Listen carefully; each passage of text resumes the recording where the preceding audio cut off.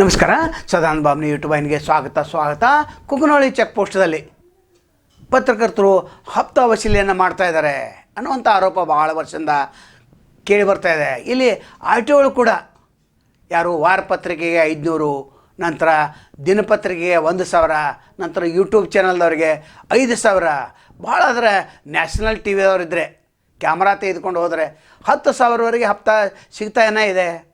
ಒಟ್ಟಾರೆ ಎಲ್ಲ ಪತ್ರಕರ್ತರು ಕುಗ್ನೋಳಿ ಚೆಕ್ ಪೋಸ್ಟಲ್ಲಿ ಠಿಕಾಣಿ ಹೊಡೆದಂತಿದೆ.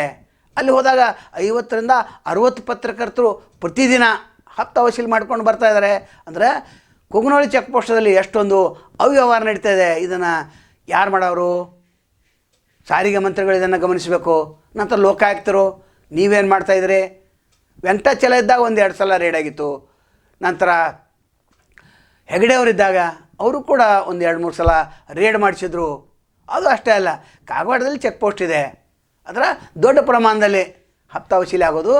ಕುಗ್ನೋಳಿ ಚೆಕ್ ಪೋಸ್ಟಲ್ಲಿ ನಿಪ್ಪಾಣಿ ಇದೆ.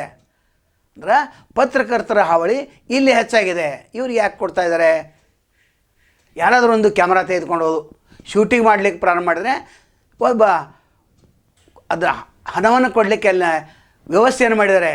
ನಂತರ ಆತನ ಮೊಬೈಲ್ ನಂಬರ್ ತೆಗೆದುಕೊಳ್ತಾರೆ. ನೀವೇನು ಬರೋದು ಬೇಡ, ಪ್ರತಿ ತಿಂಗಳ ನಾವೇ ನಿಮಗೆ ಕಳಿಸ್ತೇವೆ ಅಂತ. ಅದು ಕೂಡ ವ್ಯವಸ್ಥೆ ಇದೆ. ಯಾರಾದರೂ ಜೋರು ಮಾಡಿದರೆ 10,000ರಿಂದ 20,000 ಕೂಡ ಕೊಡುವಂಥ ವ್ಯವಸ್ಥೆ ಇದೆ. ಅಂದರೆ ದಿನದ ಕಲೆಕ್ಷನ್ ಇಲ್ಲಿ 10 ಲಕ್ಷದಿಂದ 20 ಲಕ್ಷವರೆಗೆ ಬೇನಾಮಿಯಾಗಿ ಕಲೆಕ್ಷನ್ ಆಗ್ತಾಯಿದೆ. ಇಲ್ಲಿ ಸರ್ಕಾರ ಸಂಪತ್ತು ಲೂಟಿ ಆಗ್ತಾಯಿದೆ. ಖಜಾನೆಗೆ ಬರುವಂಥ ಹಣ ಪತ್ರಕರ್ತರ ಕಿಶೆಗೆ, ಅಧಿಕಾರಿಗಳ ಕಿಶೆಗೆ. ಮತ್ತು ಇಲ್ಲಿ ಏನು ಮಾಡ್ತಾರೆ ಆರ್ ಟಿ ಒಗಳು ನಂಬರ್ ಹಚ್ಚಿ ಇಲ್ಲಿ ನಾ ಮುಂದೆ ತಾ ಮುಂದೆ ಅಂತೇಳಿ ಡ್ಯೂಟಿ ಹಾಕಿಸ್ಕೊಳ್ತಾ ಇದ್ದಾರೆ. 15 ದಿವಸಕ್ಕೊಮ್ಮೆ 4 ಜನ ಆರ್ ಟಿ ಒಗಳು ಡ್ಯೂಟಿಯನ್ನು ಬದಲಿಸ್ಕೊಂಡು ಹಾಕ್ತಾಯಿದ್ದಾರೆ. ಒಟ್ಟಾರೆ ಲೋಕಾಯುಕ್ತರು ಇಲ್ಲಿ ರೇಡ್ ಮಾಡೋದು ಭಾಳ ಅಗತ್ಯ ಇದೆ. ನಂತರ ಇಲ್ಲಿ 4-5 ಜನ ಹೊರ ಸಿಬ್ಬಂದಿಯನ್ನು ಇಟ್ಟಿದ್ದಾರೆ. ಹೊರಗಡೆ ಇಸ್ಕೋತಾರೆ. ಅಧಿಕೃತವಾಗಿ ಏನು 20,000 ದಂಡ ಇತ್ತಂದರೆ, ಅಂದರೆ ಟ್ಯಾಕ್ಸ್ ಇತ್ತಂದರೆ ಅದನ್ನು 40,000ವರೆಗೆ ವಸೂಲಿ ಮಾಡುವಂಥ ವ್ಯವಸ್ಥೆ ಕೂಡ ಇದೆ. ಒಟ್ಟಾರೆ ಪ್ರತಿದಿನ ಇಲ್ಲಿ ಕೋಟ್ಯಾಂತರ ರೂಪಾಯಿ ಅವ್ಯವಹಾರ ನಡೀತಾ ಇದೆ. ಇಲ್ಲಿ ಕೂಡ ಪತ್ರಕರ್ತರ ಒಂದು ಪಾಲು ದೊಡ್ಡ ಪ್ರಮಾಣದಲ್ಲಿದೆ. ಒಟ್ಟಾರೆ ಯಾರ್ಯಾರ ಕೆಪಾಸಿಟಿ ಎಷ್ಟೆಷ್ಟಿದೆ ಅಷ್ಟೆಷ್ಟು ಪಾಲನ್ನು ಹಂಚ್ತಾ ಇದ್ದಾರೆ.